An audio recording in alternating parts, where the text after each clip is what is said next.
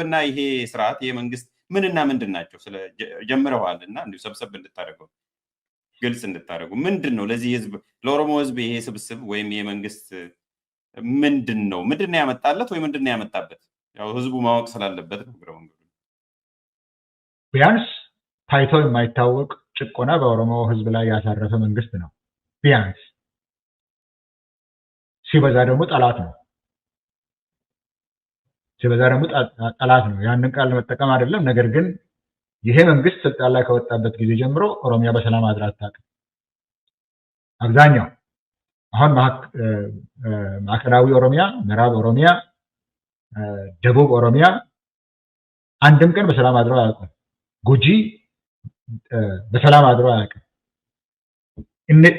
እነዚህ ወጣቶች ትናንት ቄሮ የነበሩ ለመብት ሲከራከሩ የነበሩ ነገር ግን መብትን አጥተው አሁን የኦሮሞ ነጻነት ግንባር አይደለም ከኤርትራ ይሄን ሁሉ ሰራዊት ይዞ የመጣው እስከዛሬ ድረስ ያለውን ሰራዊት ከዛ ይዞ የመጣው አይደለም። ሸኔ እነሱ የሚሉት ይሄ ሰራዊት አሁን ብልጽግና ከመጣ በኋላ ነው የተገነባው ያደገው ከብልጽግና በኋላ ነው። ለምን ገፍቶ ወጣቶቹን ገፍቶ ያወጣ ነበር። 2018 19 አካባቢ እኔ ወለጋ ነው የነበርኩት። 2018 ላይ 2019 ላይ ከ12 ሰዓት ነው የሚባለው 6 ፒኤም 12 ሰዓት ጀምሮ በነቀምት ከተማ ውስጥ መንቀሳቀስ አትችልም። ለምን? የብልጽግና ወታደሮች ሸኔ እዚህ ያለ ብሎ ወጣቶችን በሰብስበው በእግር በጉልበታቸው እንዲራመዱ ስለሚያደርጓቸው፣ ስለሚደበድቧቸው፣ ስለሚገሏቸው መጽሐፍ እኔ እዛ ያለው መጽሐፍ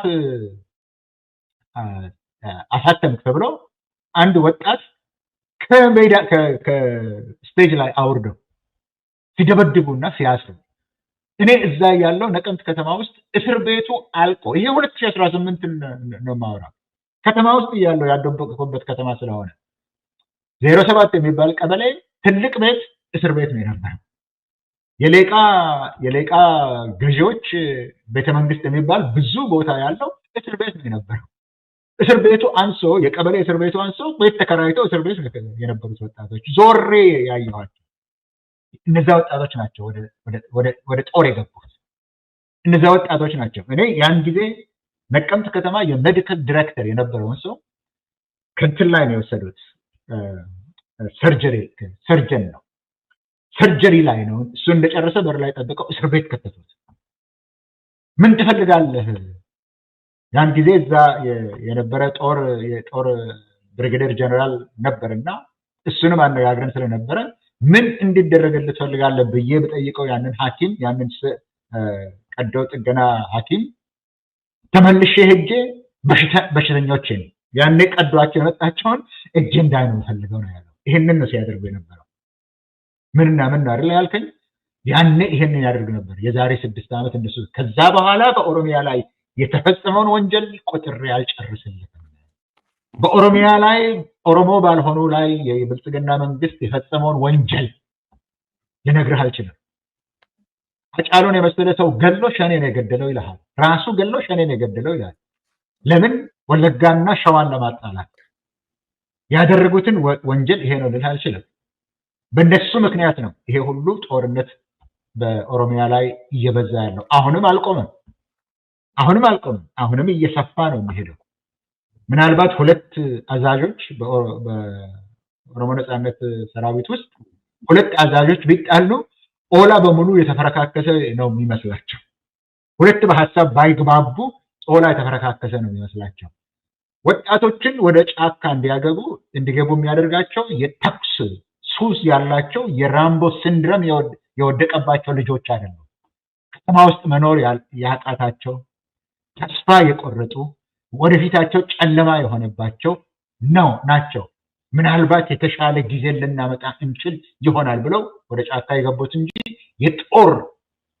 የጦረኝነት ሱስ ያለባቸው ወጣቶች አይደሉም። ምንድን ናቸው? ይሄንን የሚያደርገው ምንድን ነው የምትለው?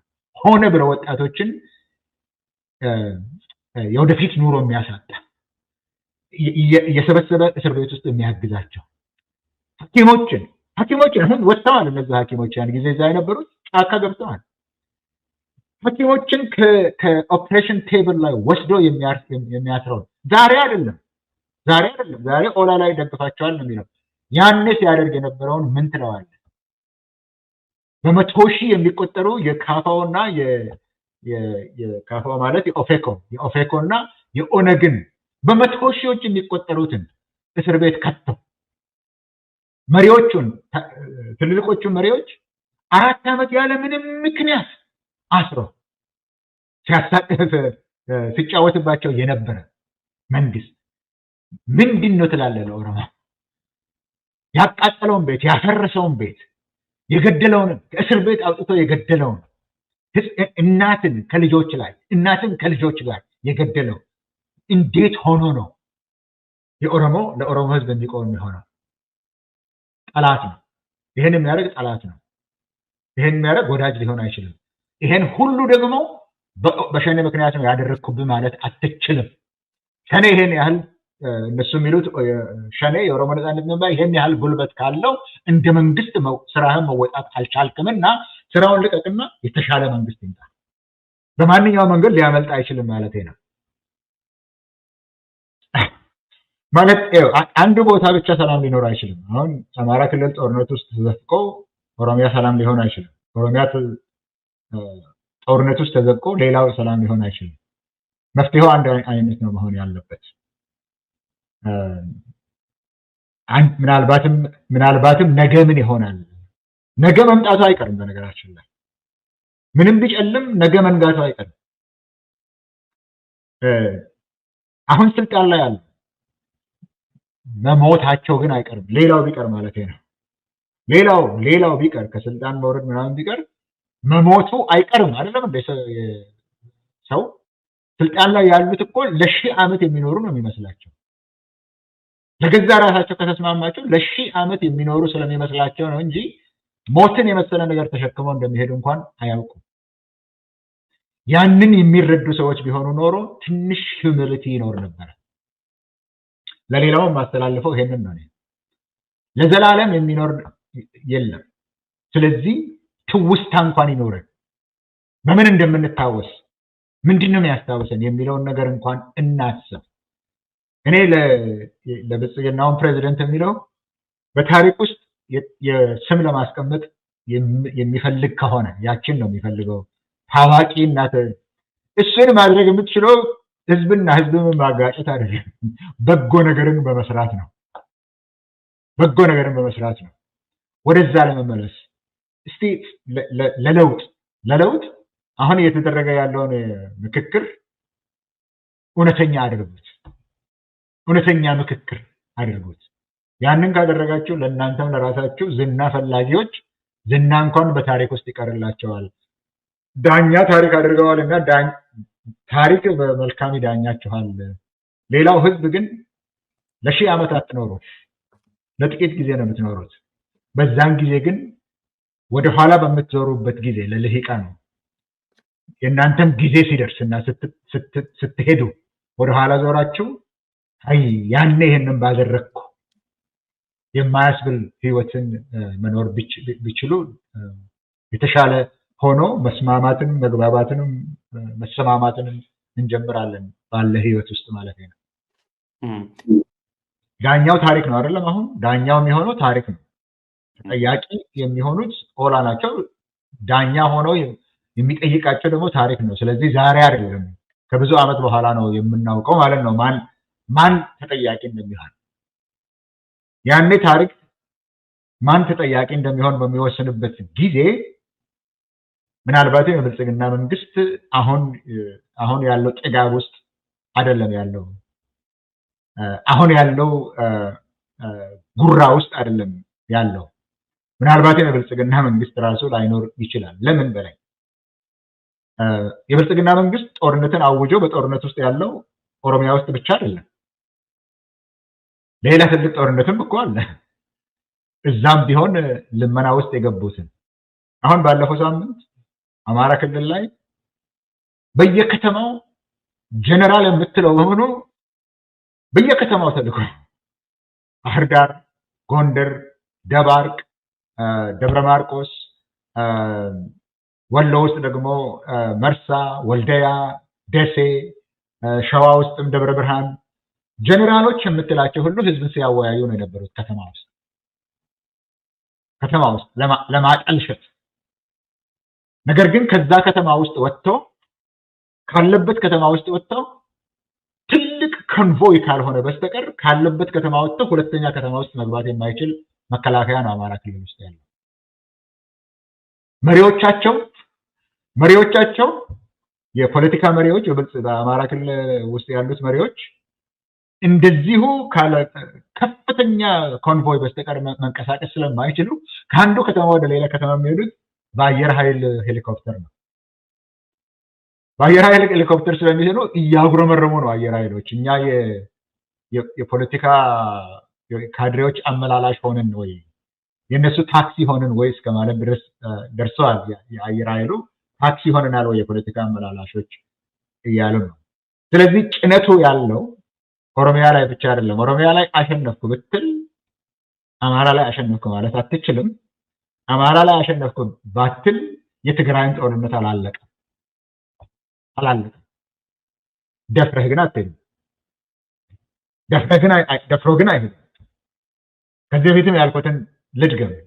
ሕዝቅኤል የፋኖ ደጋፊ ሆነ ምናምን የሚባልበትንም ልድገም። ከዚህ በፊት ያሉትን ህዝብ እየደገፈው ያለውን እንቅስቃሴ አታሸንፉም። አበደን። አሸንፋችሁም አታውቁም። ደርግም አሸንፈው አለቅም፣ ኃይለ ሥላሴም አሸንፈው አለቅም።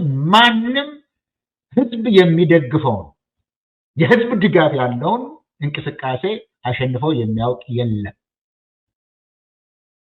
አሜሪካ ቪየትናም ላይ አላሸነፈም። ሶቪየት ዩኒየን አፍጋኒስታን ላይ አላሸነፈም። ይሄ የኢትዮጵያ መከላከያ አሁን ያለው የኢትዮጵያ መከላከያ የዛሬ 6 ዓመት የነበረውን መከላከያ አይደለም። ወጣቶችን አሁን ከቢሾፍቱ አካባቢ ትምህርት ቤት ሃይስኩል የለም፣ ተዘግተው የመጨረሻ ዓመት ላይ ያሉት ብቻ ናቸው። እነሱን እየጠለፍክ ህፃናትን እየጠለፍክ ወደ ጦርነት እየላክ ከተማ ውስጥ ያሉትን በግድ እየወሰድክ ያታለልክ እየወሰድክ በግድ እየላክ አታሸንፍም። መጨረሻ የተቃረበ ነው የሚመስለኝ ለእንደዚህ አይነት ጦርነት። ጀነራሎቹ ሲዘፍኑ ስለሚውሉ ዘፋኞች ስለሆኑ ሲዘፍኑ ስለሚውሉ ይሄ አይታያቸውም ሊሆን ይችላል። ግን አሁንም ልድገም፣ የአማራውንም አታሸንፉም፣ የኦሮሚያውንም አታሸንፉም፣ በትግራይም አላሸንፋችሁም። እንቀጥል ካላችሁ ቀጥሉበት፣ ከጥቂት ጊዜ በኋላ እናያለን። እንደራደር ካላችሁ ግን ለኢትዮጵያ ሕዝብ በጎ ውለታ ስለዋላችሁ እናንተም ለራሳችሁ ትቆያላችሁ። ካለበለዚያ ታሪክ የሚዳኝ ታሪክ ይመጣል አይደለም ጥያቄው? የሚዳኝ ታሪክ በመጣ ጊዜ ማን እንደሚዳኝ እድሜ ይስጠንና እናያለን።